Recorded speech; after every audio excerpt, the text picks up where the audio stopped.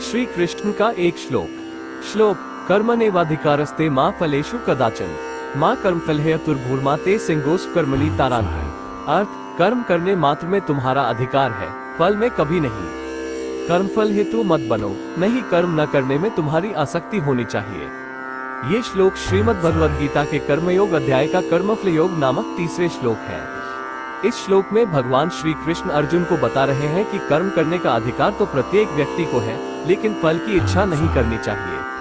कर्मफल की इच्छा से कर्म करने से व्यक्ति कर्मफल के हेतु बन जाता है और उससे आसक्ति उत्पन्न हो जाती है। इससे व्यक्ति का मन कर्म से विचलित हो जाता है और उसे मोक्ष प्राप्त नहीं होता है।